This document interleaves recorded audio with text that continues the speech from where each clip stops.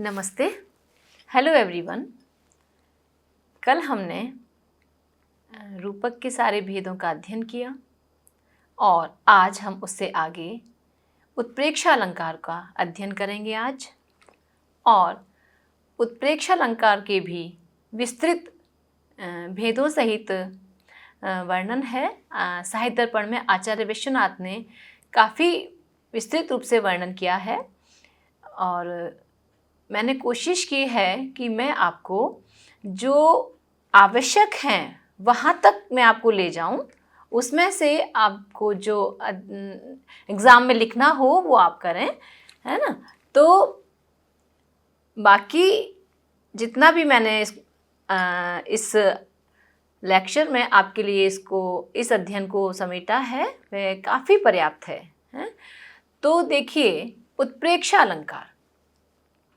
उत्प्रेक्षा अलंकार को परिभाषित करते हुए आचार्य विश्वनाथ कहते हैं, भवेत् संभावनोत्प्रेक्षा प्रकृतस्य परात्मना वाच्या प्रतीयमाना सा प्रथमम द्विविधा मतम।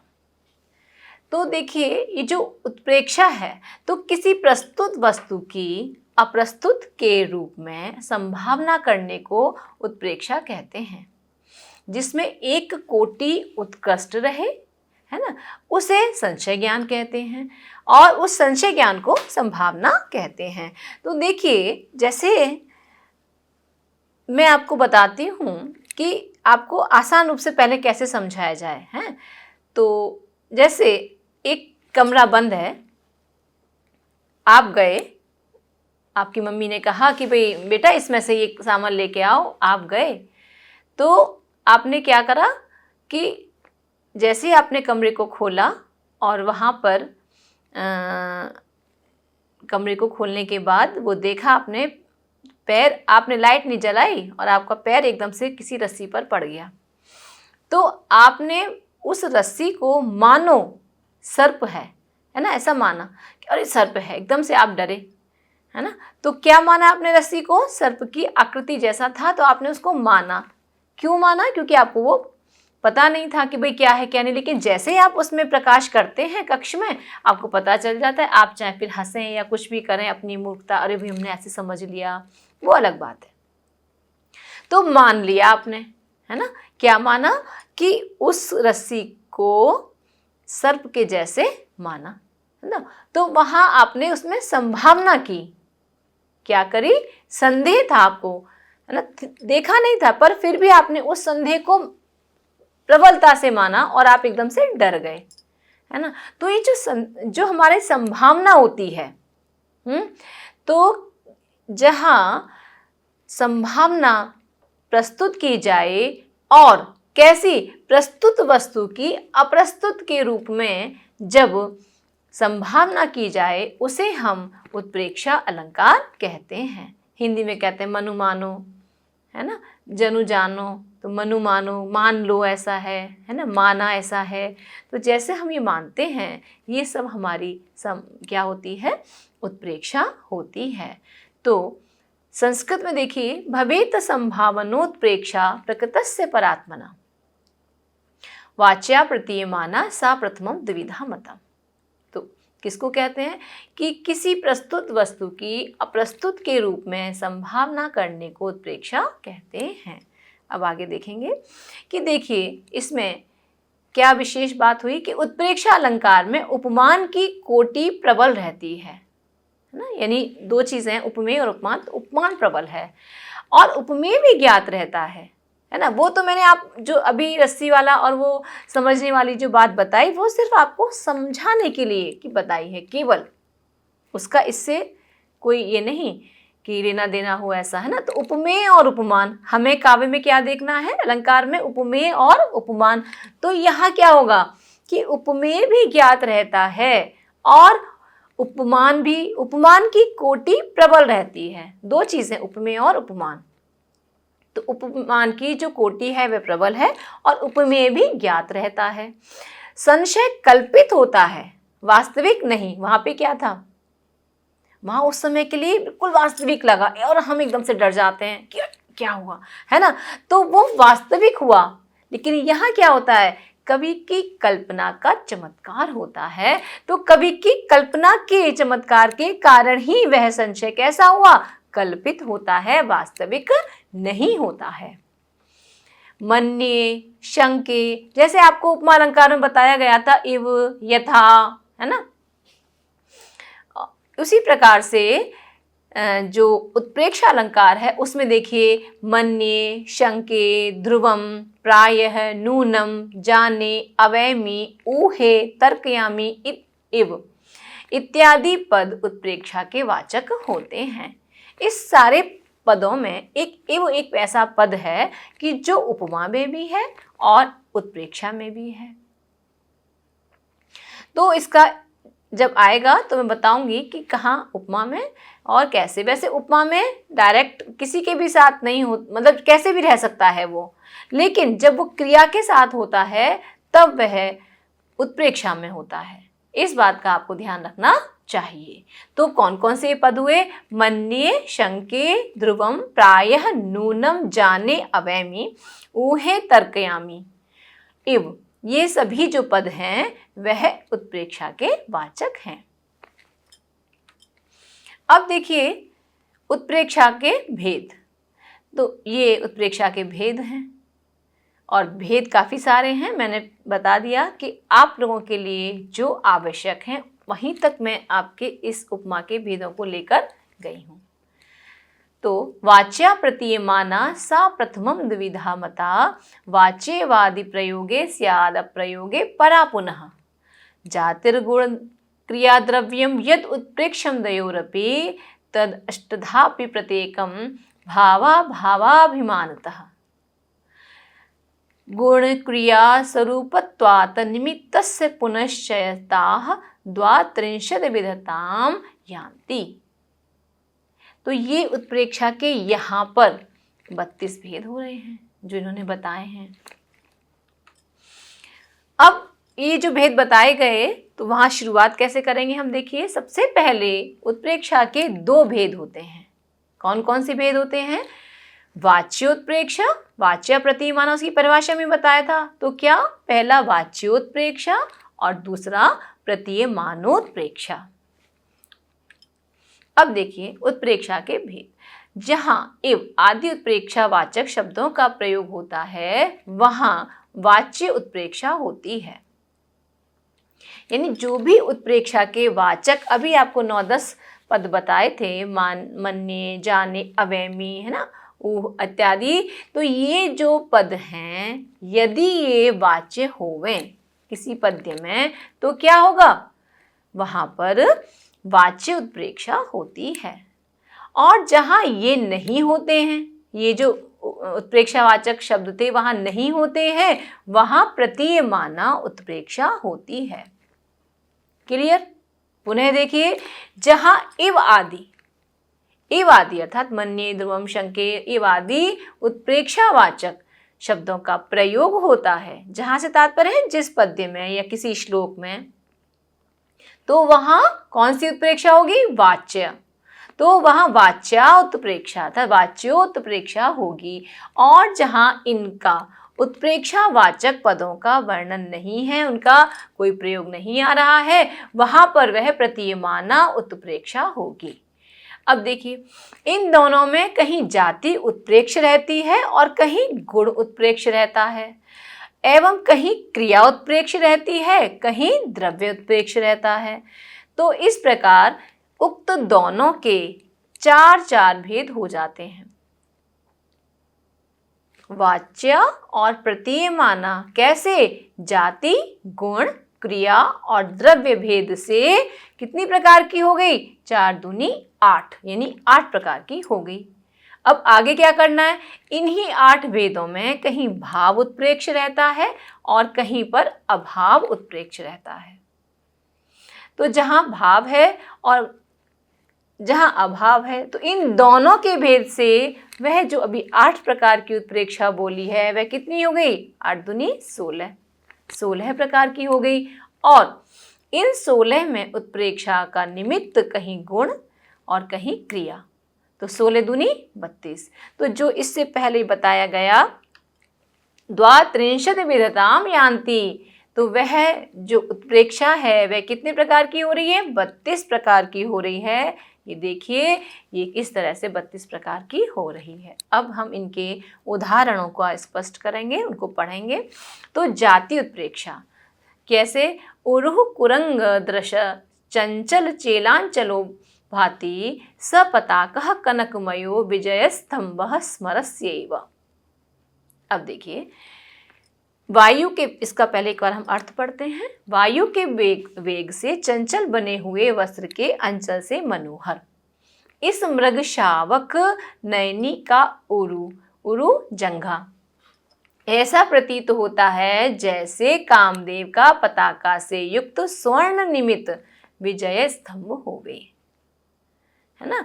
तो वायु के वेग से चंचल बने हुए वस्त्र के आंचल से मनोहर। ठीक है, समझ में आया अर्थ। अब देखिए इसमें उत्प्रेक्षा कैसे है, जाति उत्प्रेक्षा कैसे है ना। वाच्या ही चल रही है, पहले वाच्या के भेद हैं। तो इस श्लोक में देखिए, इव शब्द उत्प्रेक्षा का वाचक है। कैसा है इव शब्द?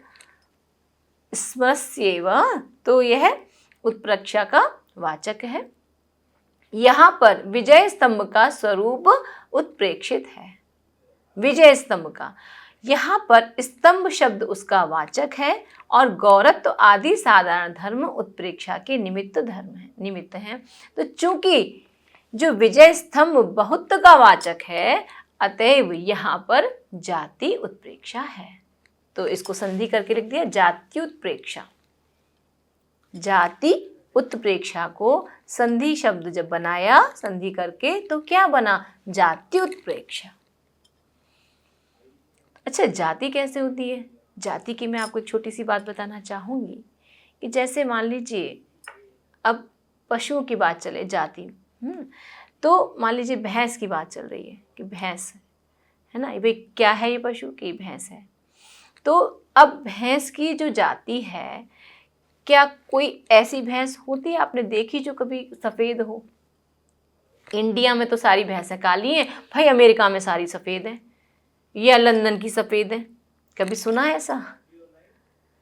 तो नहीं सुना, ऐसा होता ही नहीं है। जाति मतलब जो बहुत्व का वाचक होती है जाति, यानी जिस जाति में है वो सारे एक सा। गोत्व जाति, गो है तो गो एक सी, है ना। तो अब मनुष्यत्व है तो मनुष्य जो भी होंगे वो चाहे इंडिया में हो, चाहे अमेरिका में हो, चाहे लंदन में हो, होंगे ऐसे। गोरे काले तो थोड़े बहुत हो भी सकते हैं, लेकिन वो गोरे काले वो अपनी उससे होंगे, है ना, थोड़ा बहुत जो फर्क होता है। लेकिन 2 हाथ 2 पैर ये सब पूरा एक सा कौन? मनुष्यत्व, गोत्व, है ना। तो ये जाति होती है। तो क्या इन्होंने कि यहाँ पर विजय स्तंभ जो है वह बहुत का वाचक है, अतः यहाँ पर जाति उत्प्रेक्षा है। ठीक है, आगे बढ़ते हैं। वाच्य गुण उत्प्रेक्षा, तो ये भी क्या थी? वाच्य जाति उत्प्रेक्षा। मैंने वाच्य बोल दिया, वाच्य जाति उत्प्रेक्षा, वाच्य गुण उत्प्रेक्षा का अब देखिए उदाहरण आगे। तो यहाँ गुण की बात चलेगी। तो कैसे? ज्ञाने मौनम क्षमा शक्तौ त्यागे श्लाघा विपर्ययः गुणा गुणानुबंधित्वात् तस्य सप्रसवा इव। क्या है इसका उदाहरण? कि जैसे महाराज दिलीप थे, तो उन दिलीप के अंदर सभी प्रकार के ज्ञान थे, तो ज्ञान से संपन्न होने पर भी वह मौन रहते थे, अनावश्यक विषयों में अपनी वाग्मिता प्रकट नहीं करते थे। जबकि आज के समय में क्या होता है, यदि किसी को थोड़ा सा भी ज्ञान हो, थोड़ा सा भी, ज़्यादा की तो बात छोड़िए, थोड़ा सा भी कहीं ज्ञान हो तो वो क्या करेंगे? उसको बताते रहेंगे, और ज़्यादा और ज़्यादा आएगा, थोड़ा बताएंगे ज़्यादा, बहुत ज़्यादा। और यहाँ क्या हो रहा है कि बहुत ज्ञान संपन्न होने पर भी क्या करते थे? मौनम, चुप रहा करते थे। जहाँ आवश्यकता होगी वहाँ बोलेंगे। अब क्या हो रहा है कि शक्ति संपन्न होने पर भी क्षमा, कैसे थे? क्षमाशील थे। तो यदि जनरली हम देखते हैं कि यदि किसी के पास शक्ति है तो क्षमा तो क्यों ही करेगा? करेगा ही नहीं। शक्ति जो है उसके पास, तो ये विरोधाभासी गुण हो रहे हैं। देखिए, तो शक्ति संपन्न होने पर भी वे शरणागत या स्वाश्रित जीवों द्वारा अपराध हो जाने पर भी उनको क्षमा कर दिया करते थे। और क्या करते थे? वे त्यागे श्लाघा विपर्ययः, त्याग करते थे, दान देते थे, किंतु अपनी आत्म प्रशंसा से परांग मुख रहा करते थे, है ना। तो श्लाघा विपर्ययः, श्लाघा से विपर्य थे। अब क्या है, आज के समय में कोई थोड़ा सा भी दान करेगा तो मंदिरों पे की टिकटी से लग जाएगी, भाई ये इन्होंने दिया, ये 10 जगह गाएंगे ये हमने दिया। लेकिन राजा दिलीप दिव्य गुणों से संपन्न थे, कितना भी दान या त्याग कर लिया करते थे, किंतु वह बोलते नहीं थे। इस तरह उनके अंदर गुणानुबंधित्वात् तस्य सप्रसवा एव, उनके अंदर ज्ञान, मौन आदि जो गुण हैं वह दूसरे गुण के अनुयायी होने के कारण परस्पर में कैसे भाई भाई के समान रहा करते थे। जबकि ये कैसे गुण हैं? अलग अलग गुण हैं। ज्ञान होने पर आदमी मौन नहीं रहता, क्षमा शक्ति होने पर क्षमा संपन्न नहीं होता। देखिए, इसमें अब हम इसको स्पष्टीकरण करेंगे। मैंने आपको अर्थ बताया है अच्छे से। इस श्लोक में भी क्या किया गया है? सप्रसवा इव, इव का प्रयोग किया गया है। यह कैसी है? वाच्य उत्प्रेक्षा है। अब गुण कैसे? तो गुणोत्प्रेक्षा कैसी हुई?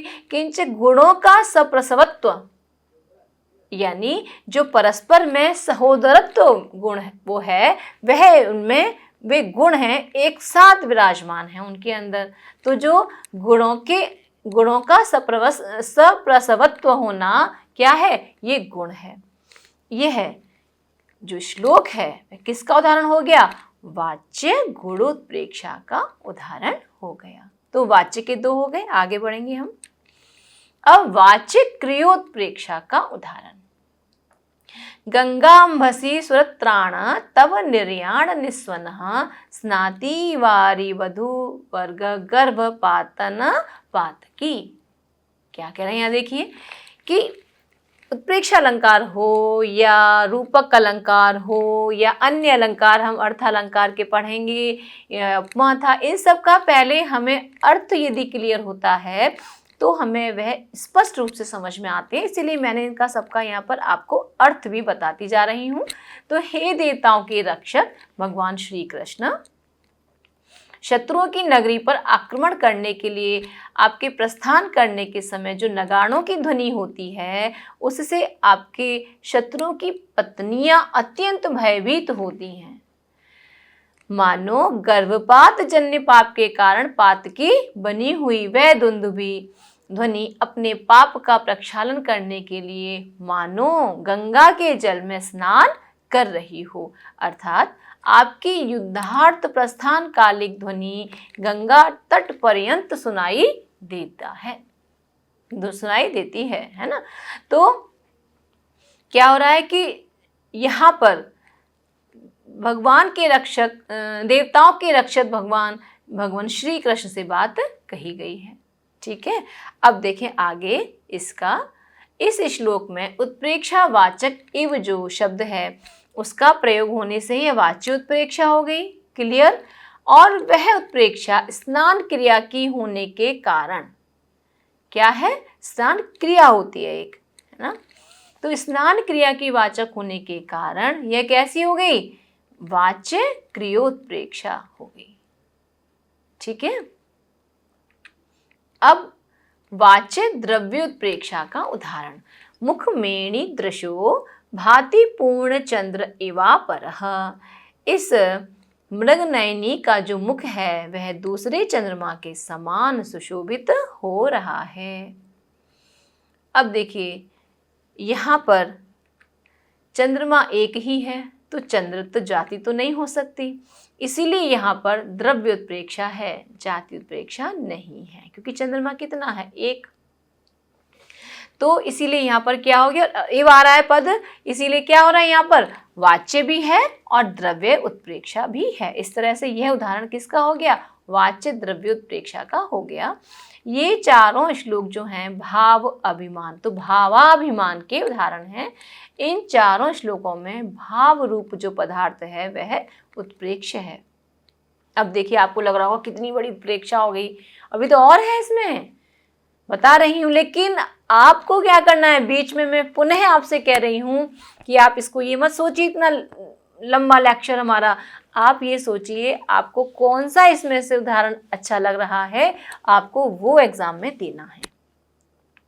लिखना आपको पूरा है, नोट्स आपको पूरे बनाने हैं, लेकिन एग्जाम में आप जो मर्जी आए उसका वर्णन कीजिए, पर आप ये मत सोचिए कि हम लिखें ही ना पूरा, है ना।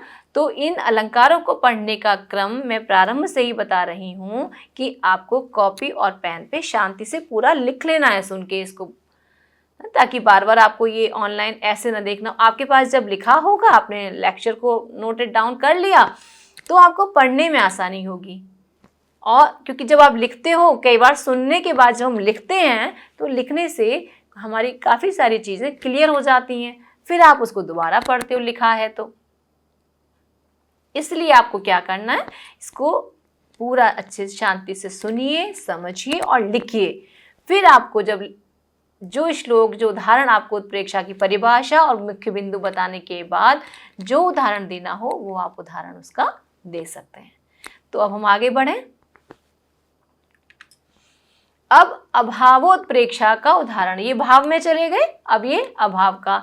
तो कपोल फलकावस्याः कष्टं भूत्वा तथा विधौ अपश्यन्ताविव योन्यमदृक्षां क्षामतां गतौ।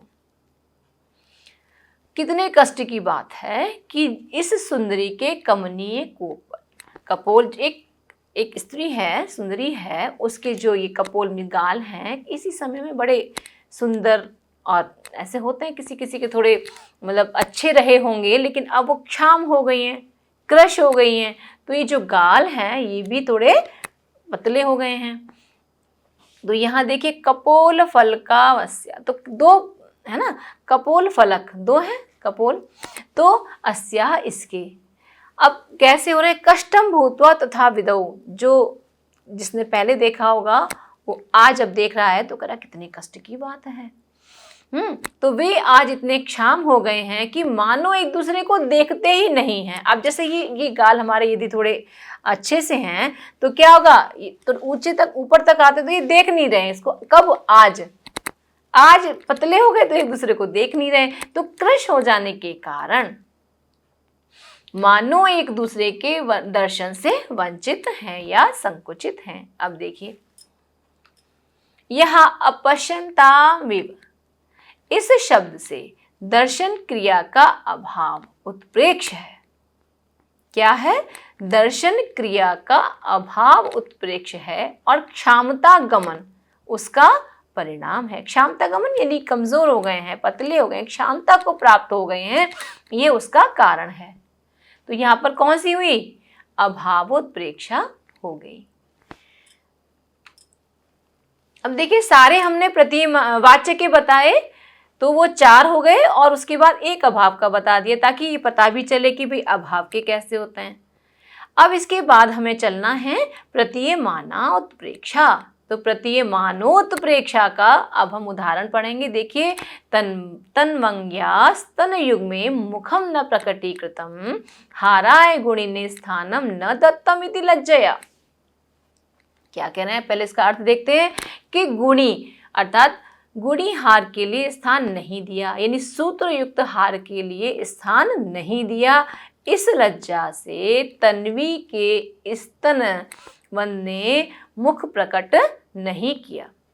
तो स्तनवंद ने मुख प्रकट नहीं किया। असहत स्तनी है ना, अनुद भिन्न चूचुका तरुणी को देखकर यह किसी ने उत्प्रेक्षा की है, क्योंकि स्तनों में ना तो लज्जा हो सकती है और ना ही उनका मुख हो सकता है ना। तो यहाँ पर क्या है कि यहाँ पर प्रतीयमान, कोई उत्प्रेक्षावाचक शब्द इसमें नहीं है।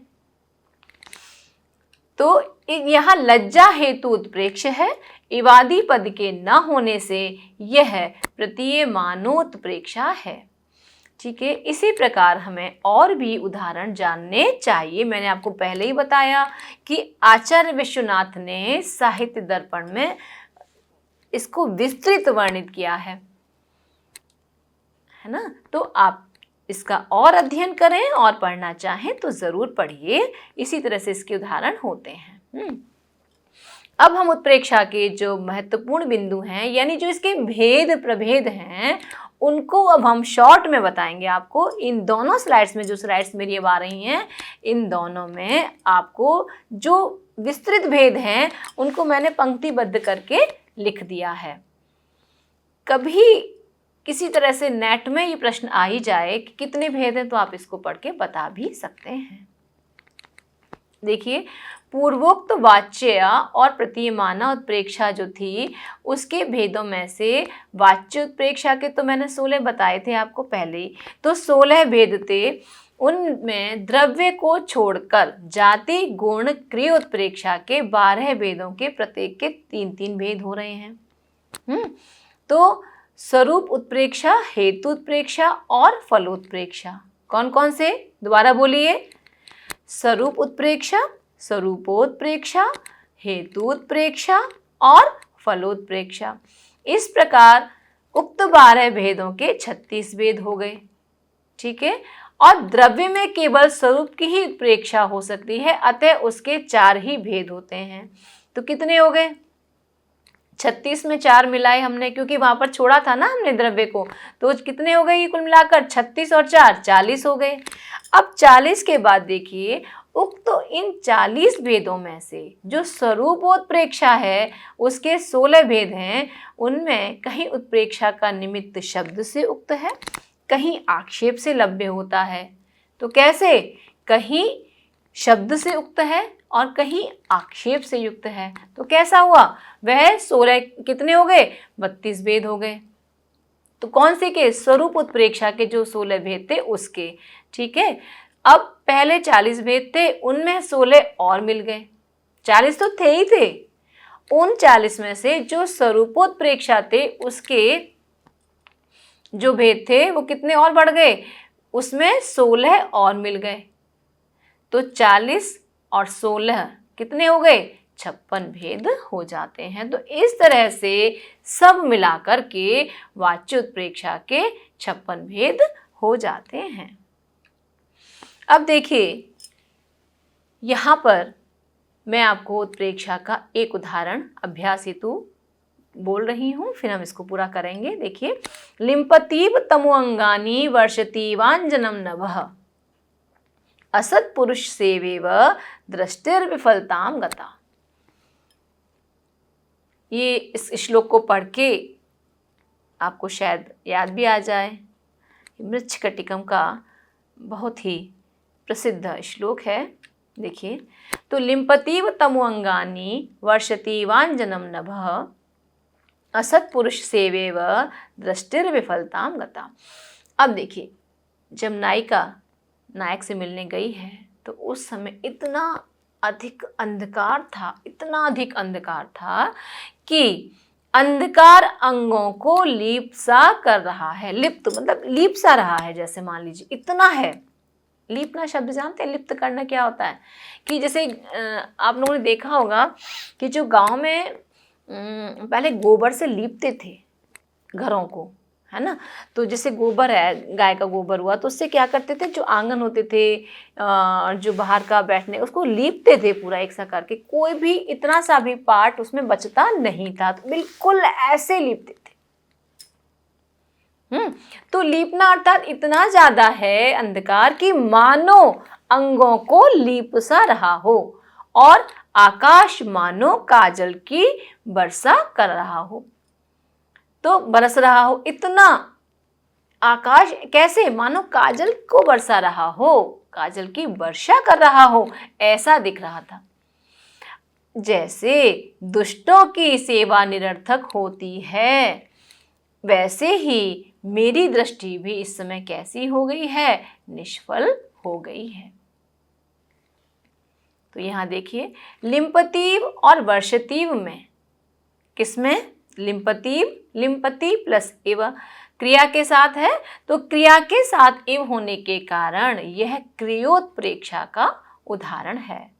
इव आ रहा है तो वाच्य भी है ना। इव का अभी बताया आपको, वाच्य और प्रतीयमाना दो भेद होते हैं। यहाँ बिल्कुल क्लियर स्पष्ट दिखाई दे रहा है कि इव लिंपतीव ना। तो देखिए यहाँ पे उत्प्रेक्षा को और समझने की हम कोशिश करते हैं कि जो जैसे अंधकार जो है कभी अंगों को लीप नहीं सकता, लेकिन कवि की कल्पना तो देखिए कितनी सुंदर है कि मानो, मानना है ना, है हो नहीं सकता, मान रहा है।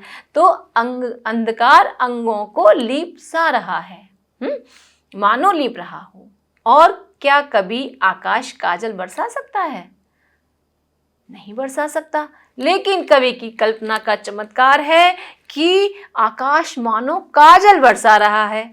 तो जब काजल हमारी आंखों के आगे बरस रहा है तो हमारी आंखों से तो कुछ दिखना ही नहीं है, और जब दिखना ही नहीं है तो बिल्कुल ही कुछ नहीं दिख रहा है। और किसके समान नहीं दिख रहा है कि जैसे दुष्टों की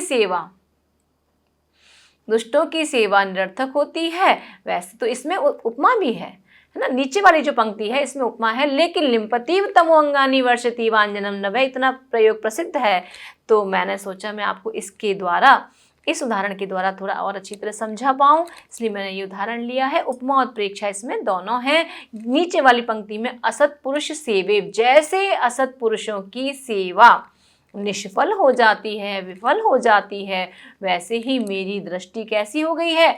विफल हो गई है। तो यहाँ उत्प्रेक्षा हमने क्या देखा कि लिंपतीव और वर्षतीव में क्रिया के साथ इव होने की वजह से यह क्रियोत्प्रेक्षा का उदाहरण है, तो वाच्या क्रियोत्प्रेक्षा का उदाहरण है। तो अभी आपको मैंने पूरी उत्प्रेक्षा को समझाया है, और मैं आशा करती हूँ कि आप सभी जो इस लेक्चर को देख रहे हैं, इससे लाभान्वित हो रहे हैं, वे निश्चित रूप से उन्हें लाभ मिलेगा और वे अपने ज्ञान में वृद्धि करेंगे।